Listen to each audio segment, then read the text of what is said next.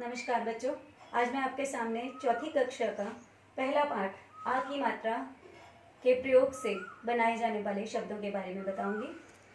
बच्चों, हमने पिछली क्लास में पढ़ा था स्वरों और व्यंजनों के बारे में। उसके बारे में हम थोड़ी सी जानकारी दोबारा एकत्रित कर लें। स्वर कितने होते हैं आपको पता है? मैंने आपको बताया था 11 स्वर होते हैं। अ, आ, ई, उ, री, ए, ओ और औ। और 2 शब्द होते हैं अंग और अतः अनुनासिक होते हैं। और उसके बिना बेटा व्यंजन कितने थे? 33 व्यंजन होते हैं, जिनमें जो सीधे प्रयोग होते हैं और 2 व्यंजन होते हैं अड़ और अढ़, जो शब्दों के पीछे लगते हैं या मध्य में लगते हैं। उनसे किसी भी नए शब्द का निर्माण नहीं होता। चलो बच्चों, आज मैं आपके दूसरे स्वर, हिंदी के दूसरे स्वर, पहला हमारा स्वर है अ, जैसे अ से अनार। ठीक है बेटा, ये होते हैं, इनसे जो शब्द बनते हैं वो मात्रा रहित हैं, जिन्हें हम पंजाबी में मुक्ते भी कहते हैं। कि हमें सरल भांति हम इनसे रूबरू हो चुके हैं पहले। आज मैं हिंदी के दूसरे स्वर आ की मात्रा के प्रयोग के बारे में आपको बताऊंगी। आ की मात्रा हिंदी की वर्णमाला का दूसरा स्वर आ। अ का पीछे आ की मात्रा लगती है, उसे आ बोलते हैं। आ के प्रयोग से बनाए जाने वाले शब्दों के बारे में बात करेंगे। उससे पहले बेटा मैं आपको एक बात बता दूं, जब हम हिंदी को पढ़ते हैं, मोस्टली हम हिंदी को पंजाबी से कोरिलेट करके पढ़ते हैं। पंजाबी और हिंदी को एक दूसरे से कोरिलेट करते हैं, क्योंकि हिंदी और पंजाबी की बहुत सी मात्राएं समान होती हैं, उनकी आवाज़ें समान होती हैं, सिर्फ उनके चिन्ह ही अलग होते हैं।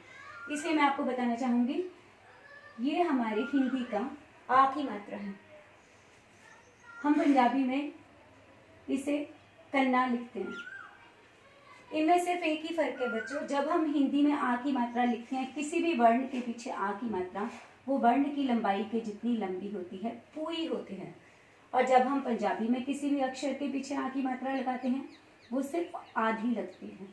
इसलिए इस बात का खास रूप से आप सब ध्यान रखें कि हिंदी में जब भी आपको आ की मात्रा लगानी है, डंडी आधी नहीं पूरी लगेगी। चलो बच्चों, हमारी आज की क्लास शुरू होती है। मैं आपको आ से प्रयोग होने वाले शब्दों के बारे में बताऊंगी और उसकी ध्वनि से प्रयोग होने वाले शब्दों के बारे में भी जानकारी दूंगी। सबसे पहले हमने लिखा है अ। ये हमारे हिंदी का पहला स्वर है, जिसे हमें बोलते हैं अ। अ को आ की मात्रा लगा दी हमने। अ के पीछे आ की मात्रा क्या बन गया? ये आ। क्या बना? आ। उसके पीछे हमने वर्ण लगा दिया ग। आ ग। इससे कौन सा शब्द का निर्माण हुआ? आग। कौन से शब्द का निर्माण हुआ? आग। हमारा दूसरा है, हम पहले अ से ही बनाएंगे बेटा। दूसरा है अ को आ की मात्रा और उसके साथ हमने कौन सा वर्ण लगा दिया? म। क्या बना? आम। तीसरा शब्द है हमारा बेटा अ को आ की मात्रा प्लस ज। इससे कौन सा शब्द बन गया? आज। कितना आसान है ना। आ की मात्रा के पीछे आपको वर्ण लगानी है, अलग अलग वर्ण लगा के उनके अलग अलग शब्द हमारे सामने प्रयुक्त हो जाते हैं।